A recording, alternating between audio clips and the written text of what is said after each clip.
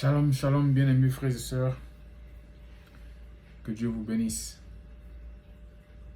Alors, nous nous retrouvons encore aujourd'hui pour poursuivre notre étude qui a pour thématique le pouvoir de la prière, la puissance de la prière. Pourquoi faut-il prier sans cesse?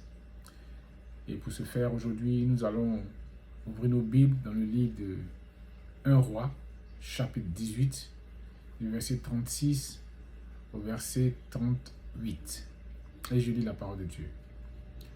Au moment de la préparation de l'offrande, Élie le prophète s'avança et dit: Éternel, Dieu d'Abraham, d'Isaac et d'Israël, que l'on sache aujourd'hui que tu es Dieu en Israël, que je suis ton serviteur et que j'ai fait toutes ces choses par ta parole.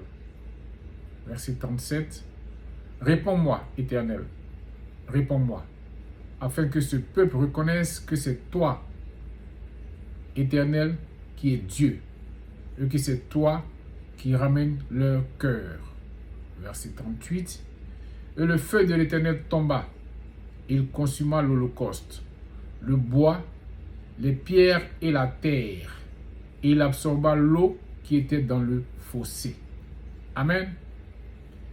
Alors bien aimé, cette histoire, c'est l'histoire du prophète Élie contre les prophètes de Baal. Il était question de faire allumer le feu pour consumer l'holocauste, rien qu'en priant, rien qu'en invoquant son Dieu.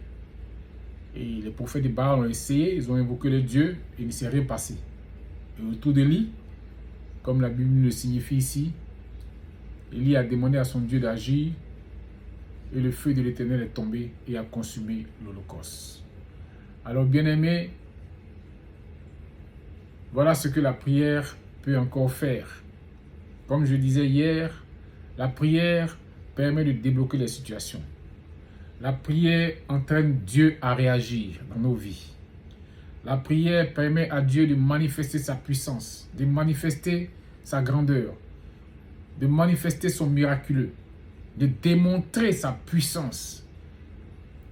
C'est ce que la prière permet de faire. C'est une preuve encore que notre Dieu veut que nous prions. Parce que, avec ce que nous venons de voir avec Élie, à travers sa prière, l'Éternel l'a exaucé et le feu est tombé à consumer l'holocauste.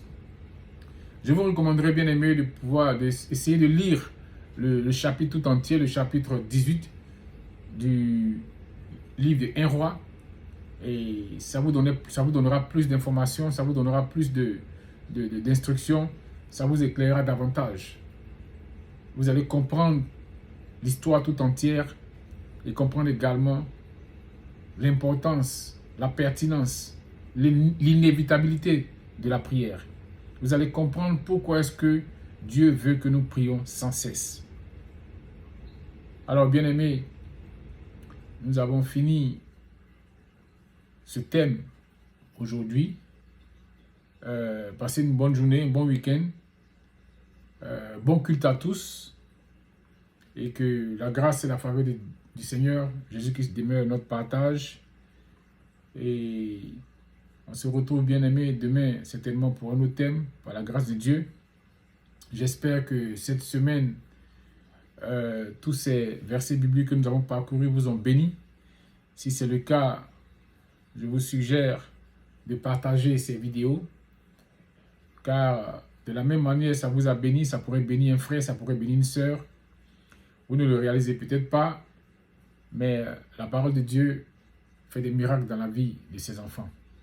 Alors bien aimés, prenez le soin de partager dans vos différentes plateformes pour que cela puisse sauver un frère, sauver une sœur, au nom de Jésus. Amen.